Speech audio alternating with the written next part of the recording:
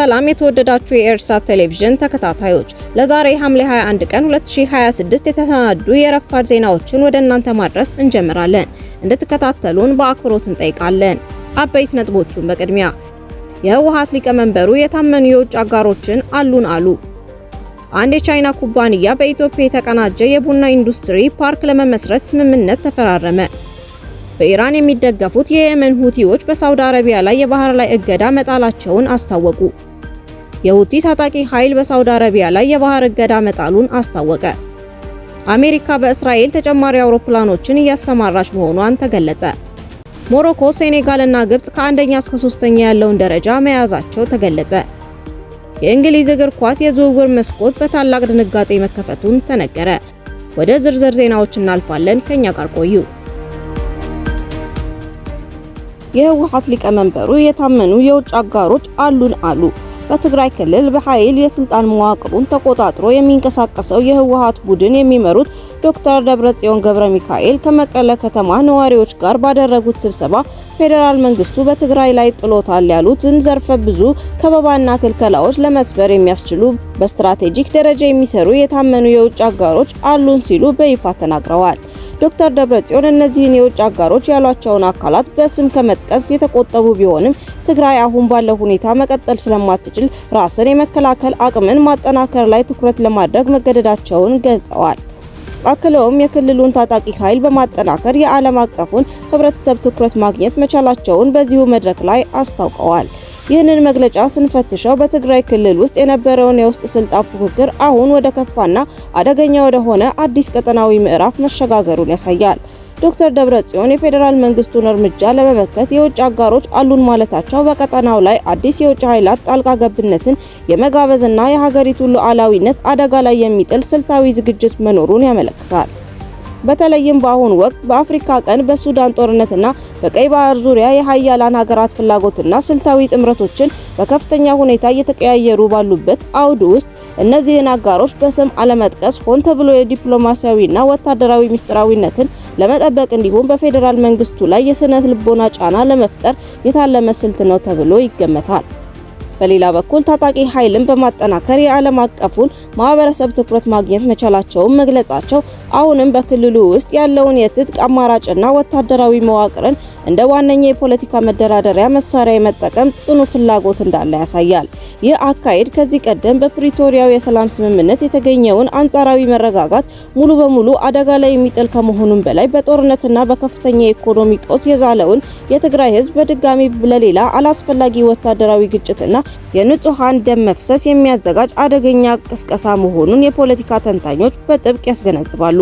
ራስን የመከላከል አቅምን የማጠናከር አስፈላጊነትን በማንሳት ህዝባዊ አመኔታን ለማግኘት መሞከር የውስጥ የስልጣን ክፍፍሉንና አለመረጋጋቱ ወደ ውጭ ጠላት በማዞር የስልጣን እድሜን ለማራዘም የሚደረግ የተለመደ የፖለቲካ ስትራቴጂ መሆኑን ታዛቢዎች ይሞግታሉ። አንድ የቻይና ኩባንያ በኢትዮጵያ የተቀናጀ የቡና ኢንዱስትሪ ፓርክ ለመመስረት ስምምነት ተፈራረመ።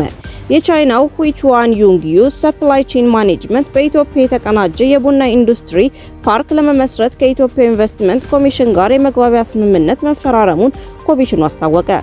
ስምምነቱ የተፈረመው የኮሚሽኑ ምክትል ኮሚሽነሮች ዳጋቶ ኩምቤና ዚናቡ ይርጋ ከቻይና ኩባንያ ከፍተኛ ስራ አስፈጻሚዎች ጋር በኢትዮጵያ የቡና ማቀነባበር ዘርፍ ባሉ የኢንቨስትመንት እድሎች ላይ ከተወያዩ በኋላ ነው።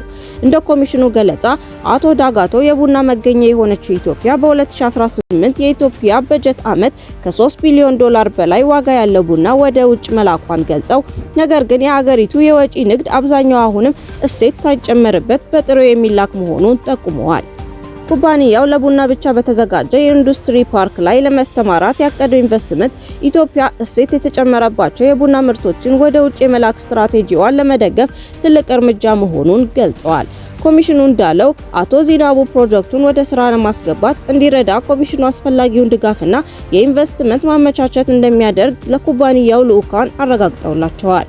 እንደ ኢንቨስትመንት ኮሚሽን መረጃ የሁይቹዋ ሊቀመንበር ዋንግ ሺዩንግ ኩባንያቸው ከ2019 ጀምሮ በቻይና ሄናን ግዛት ውስጥ የቡና ማቀነባበሪያ ፓርክ ሲያስተዳድር የቆየ ሲሆን በዚያም የኢትዮጵያ ቡና ለቻይና ገበያ በማስተዋወቅና በማቅረብ ላይ እንደሚገኝ ተናግረዋል። አሁን ላይ ደግሞ በቡና ማቀነባበሪያ ላይ ያተኮረ ልዩ የኢንዱስትሪ ፓርክ በማልማት በኢትዮጵያ ያለውን ተሳትፎ ለማስፋፋት ማቀዱን ገልጸዋል። በስምምነት ስነ ስርዓቱ ላይ የቻይና ሄናን ግዛት የውጭ ጉዳይ ቢሮ ኃላፊና በኢትዮጵያ የቻይና ኤምባሲ የኢኮኖሚና ንግድ ጉዳዮች ሚኒስቴር አማካሪ ተገኝተዋል። በኢራን የሚደገፉት የየመን ሁቲዎች በሳውዲ አረቢያ ላይ የባህር ላይ እገዳ መጣላቸውን አስታወቁ። በኢራን የሚደገፉት የየመን የሁቲ አማጽያን ሰኞ ዕለት በባላንጣቸው ሳውዲ አረቢያ ላይ የባህር ላይ እገዳ ማውጣታቸውን አስታውቀዋል። ይህም ባለፈው ሳምንት በሁለቱ ወገኖች መካከል ከዓመታት በኋላ ለመጀመሪያ ጊዜ የተለዋወጡትን ተኩስ ተከትሎ ውጥረቱን ይበልጥ ከፍ አድርጎታል። የአማጽያኑ ወታደራዊ ቃል አቀባይ ያህያ ሳሪ በቪዲዮ በሰጡት መግለጫ ይህ መግለጫ ከወጣበት ጊዜ ጀምሮ ተግባራዊ የሚሆን አይን ስለ አይን በሚል መርህ ላይ የተመሰረተ በወንጀለኛው የሳውዲ ጠላት ላይ የባህር ላይ እገዳ ማወጃቸውን ገልጸዋል። እርምጃው ሳውዲ አረቢያ በሁቲዎች ወደቦችና አየር ማረፊያዎች ላይ የጣለችው እገዳና ባለፈው ሳምንት በሰንዓ አየር ማረፊያ ላይ ለሰነዘረችው ጥቃት የተሰጠ ምላሽ መሆኑን የገለጹት ቃል አቀባዩ ለእገዳው በእገዳ ምላሽ እንደሚሰጡ አክለዋል። ሳሪ አክለው ግትር በሆነው የሳውዲ ጠላት በኩል የሚፈጸም ማንኛውም የሞኝነት ድርጊት ሁሉን አቀፍና ወሳኝ በሆነ የአጸፋ እርምጃ ይገጥመዋል ብለዋል። ባለፈው ሳምንት ኢራን በሁቲ አጋሯ አማካኝነት ሳውዲ አረቢያ በየመን ሰማይ ላይ ያላትን የበላይነት ለመፈታተን የሞከረች በሚመስልበት ወቅት ለረጅም ጊዜ ቀዝቅዞ በነበረው የየመን ግጭት ውስጥ ጠባጫሪነቱ እንደገና አገርሽቷል። የየመን መንግስት የሁቲ ልዑክ የያዘችን ከኢራን የተነሳች በረራ ለማገድ ሰንዓ አየር ማረፊያ መምታቱን ከተነገረ በኋላ ሁቲዎች ባለፈው ሰኞ በደቡባዊ ሳውዲ አረቢያ አብሃ ከተማ በሚገኝ አየር ማረፊያ ላይ ሚሳኤሎችን ተኩሰዋል። ሁቲዎች ለደረሰው ጥቃት የመንግስት ደጋፊ የሆነችውን ሪያድ ተጠያቂ አድርገዋል። ባለፉት 10 ዓመታት ውስጥ ወደ የመን የአየር ክልል የሚገቡ አውሮፕላኖች የየመን መንግስት ከሚደግፈውና እገዳውን የጣለው በመንግስቱ ጥያቄ መሰረት እንደሆነ ከሚናገረው በሳውዲ ከሚመራው ጥምር ጦር ቅድመ ፈቃድ ማግኘት ነበረባቸው። የጋዛ ጦርነት አካል አድርገው ሁቲዎች ቀደም ሲል በኤደን ባህረ ሰላጤና በስዊዝ ካናል በኩል ወደ አውሮፓ በሚያመራው በቀይ ባህር ላይ በመርከቦች ላይ ጥቃት የሰነዘሩ ሲሆን ይህም መርከቦች አፍሪካን በመዞር ረጅም መንገድ እንዲጓዙ አስገድዷቸዋል።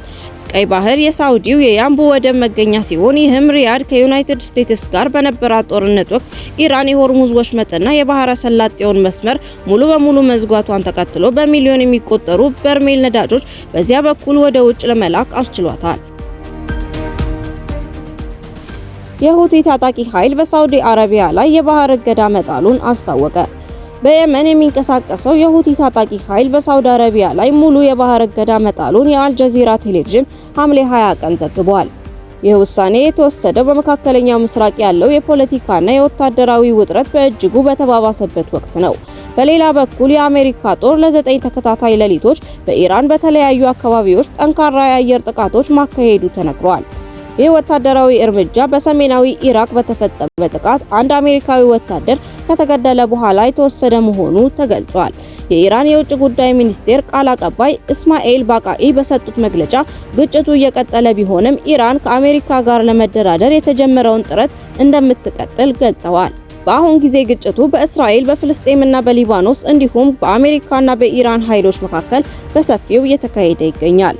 ከኢራን ጋር ግንኙነት አለው ተብሎ የሚገለጸው የየመን የሁቲ ታጣቂ ኃይል በሳውዲ አረቢያ ላይ ያስታወቀው የባህር እገዳ በክልሉ ያለውን ከባድ የደህንነትና የፖለቲካ ቀውስ የበለጠ ሊያባብሰው እንደሚችል የፖለቲካ ተንታኞች ያስጠነቅቃሉ። አሜሪካ በእስራኤል ተጨማሪ አውሮፕላኖችን እያሰማራች መሆኗን ተገለጸ። ተጨማሪ የአሜሪካ ጦር ኃይል የአየር ላይ ነዳጅ ጫኝ አውሮፕላኖች በእስራኤሉ ቤንጉሪዮን ዓለም አቀፍ አውሮፕላን ማረፊያ መስፈራቸውን ተከትሎ በቀን እስከ 5000 የሚደርሱ የሲቪል አየር መንገዶች ትኬቶች ሊሰረዙ እንደሚችሉ የእስራኤሉ ቻናል 12 ዘገበ። እንደ ዘገባው ከሆነ ይህ ግምት የቀረበው የአውሮፕላን ማረፊያው በተደረገ አስቸኳይ የእቅድ ውይይት ላይ ሲሆን ለአሜሪካ ወታደራዊ አውሮፕላኖች ተጨማሪ ማቆያ ቦታ በመመደቡ ምክንያት ከፍተኛ የሥራ ማስኬጃና የፋይናንስ ኪሳራ ሊደርስ እንደሚችል ባለስልጣናት አስጠንቅቀዋል። ይህ በእንዲህ እንዳለ ዋሽንግተን ከኢራን ጋር እየተባባሰ ያለውን ውጥረት ተከትሎ በቀጠናዊ ወታደራዊ ስምሪቷን በከፍተኛ ሁኔታ እያሰፋች ትገኛለች። የእስራኤሉ ብሔራዊ ቴሌቪዥን እሁድ ዕለት እንደዘገበው አሜሪካ በኢራን ላይ የምታደርገውን ጥቃት በሚቀጥሉት ቀናት አጠናክራ ለመቀጠል ማቀዷን ለእስራኤል አሳውቃለች። ካን አክሎም ዋሽንግተን የአሜሪካን የጦር አውሮፕላኖች ለመደገፍ ተጨማሪ ወታደራዊ ቁሳቁሶችንና ጥይቶችን በቅርቡ ለእስራኤል እያደረሰች ሲሆን ከ10 በላይ የአሜሪካ ነዳጅ ጫኝ አውሮፕላኖች ከአውሮፓና በኳታር ከሚገኘው አልኡበይድ የጦር ሰፈር መምጣታቸውን ገልጿል። በተጨማሪም ዋላ የተሰኘው የዜና ድረገጽ የአየር ኃይል ምንጮችን ጠቅሶ እንደዘገበው በኢራን ላይ የሚደረገው ዘመቻ ሰፊ ቅርጽ የሚይዝ ከሆነ የአሜሪካ ጦር በደቡብ እስራኤል በሚገኘው ራሞን አውሮፕላን ማረፊያና ወታደራዊ ሰፈሮች ውስጥ ወደ 100 የሚጠጉ ነዳጅ ጫኝ አውሮፕላኖችን ለማስፈር አቅዷል። ባለፈው ሳምንት መጨረሻ ላይ ብቻ 14 ተጨማሪ የአሜሪካ ነዳጅ ጫኝ አውሮፕላኖች እስራኤል መግባታቸውን ምንጩ ጠቁሟል። በአሜሪካና በኢራን መካከል የሚደረገው ይህ የእርስ በእርስ የተኩስ ልውውጥና ጥቃት ሁለቱ ወገኖች በፓኪስታን አጋዥነት ጦርነቱን ለማቆምና ዘላቂ የሰላም ስምምነት ላይ ለመድረስ ባለፈው ሰኔ ወር የተፈራረሙትን የመግባቢያ ሰነድ ችላ በማለት እርስ በእርስ እየተጠቃቁ መሆኑን ያሳያል ተብሏል። ሞሮኮ፣ ሴኔጋልና ግብጽ ከአንደኛ እስከ 3ኛ ያለውን ደረጃ መያዛቸው ተገለጸ። እንደ ፊፋ ዘገባ ሞሮኮ በአፍሪካ አህጉር የበላይነቷን አስጠብቃ በዓለም አንድ ደረጃ በማሻሻል ወደ 6ኛ ደረጃ ከፍ ብላለች። ሴኔጋል በበኩሏ በአፍሪካ 2ኛ ደረጃ ላይ ብትቀመጥም 3 ደረጃዎችን በማውረድ በዓለም 18ኛ ሆናለች። ግብጽ 5 ደረጃዎችን በማሻሻል ከዓለም 24ኛ ሆናለች። ናይጄሪያ በሌላ በኩል ለ2026 የዓለም ዋንጫ ባትበቃም ከአፍሪካ 4ኛ ከዓለም ደግሞ 26ኛ መሆን ችላለች። አልጄሪያ፣ አይቮሪ ኮስት፣ ዲሞክራቲክ ሪፐብሊክ ኮንጎ፣ ካሜሩን፣ ማሊና ደቡብ አፍሪካ ከ4ኛ እስከ 10ኛ ያለውን ደረጃ ይዘዋል። ለአፍሪካ ስፖርት ትልቅ ዜና የሆነው የደረጃ መሻሻል ሀገራቱ ለወደፊት ኢንተርናሽናል ግጥሚያዎች ዝግጅታቸው እና ፉክክሩ ተስፋ እንዲጣልበት ያደረገ ነው። የእንግሊዝ እግር ኳስ የዝውውር መስኮት በታላቅ ድንጋጤ መከፈቱን ተነገረ። ማንቸስተር ዩናይትድ የወደፊቱን የዓለም የእግር ኳስ ማማ ይቆጣጠራል ተብሎ በከፍተኛ ጉጉት የሚጠበቀውን የ18 ዓመቱን ድንቅ ክንፍ ተጫዋች ታይናን ቶምፕሰንን ከቶተንሃም ሆትስፐር መንትፎ በይፋ ማስፈረሙን አረጋግጧል። በቶተንሃም አካዳሚ በግራ መስመር ማጥቃት ላይ ድንቅ ብቃቱን እያሳየ ያደገው ይህ ወጣት በቀጥታ የክለቡ ዋና አሰልጣኝ ማይክል ካርክ የመጀመሪያ ቡድን ስብሰባን ለመቀላቀል ተዘጋጅቷል። ለዚህ ዝውውር መሳካት ማንቸስተር ዩናይትድ ለቶተንሃም ሆትስፐር 4 ሚሊዮን ፓውንድ ወይም 5.4 ሚሊዮን ዶላር የወረደ ጥሬ ገንዘብ የሚከፍል ሲሆን እንደ ተጫዋቹ የእድገትና የደረጃ መሻሻል ታይቶ ተጨማሪ 4 ሚሊዮን ፓውንድ በቦነስ መልክ ይከፍላል። በተጨማሪም ስፐርሶች ተጫዋቹ ወደፊት ወደ ሌላ ክለብ የሚሸጥበት ወቅት የሽያጩን ድርሻ የማግኘት ሴል ኦን እና የሌሎች ክለቦችን ጥያቄ የማሳደግ መብት በውል ላይ አስረክበዋል። ይህ የቶምፕሰን ዝውውር ዩናይትዶች በጥር 2025 ከአርሴናል አካዳሚ በ1.5 ሚሊዮን ፓውንድ ያስፈረሙትንና በአሁኑ ወቅት ለዋናው ቡድን 24 ጨዋታዎችን መጫወት የቻለውን የ18 ዓመቱን ተከላካይ አይደን ሄቨንን ያስመዘገቡበትን አስደናቂ ስኬታማ ስትራቴጂ በድጋሚ ያስታወሰ ሆኗል። ታይናን ቶምፕሰን በአሁኑ ወቅት በእንግሊዝ እግር ኳስ ውስጥ ስሙ በከፍተኛ አክብሮትና ጉጉት የሚነሳ ታዳጊ ነው። በተለይም በዩኤፍ የወጣቶች ሻምፒዮንስ ሊግ ላይ ያሳየው አስደናቂ ብቃት ለምን ታላላቅ ክለቦች እሱን ለማግኘት እንደሚሻሙ በግልጽ አስመስክሯል። የእንግሊዝ ታዳጊ ብሔራዊ ቡድን ተጫዋች የሆነው ቶምፕሰን ባለፈው የውድድር ዓመት ለቶተንሃም ከ18 ዓመት በታች እስከ 21 ዓመት በታች ቡድኖች ውስጥ በድምሩ 13 ግቦችን ከመረብ ሲያሳርፍ 6 ለግብ የሚሆኑ ኳሶችን አመቻችቶ አዘጋጅቷል።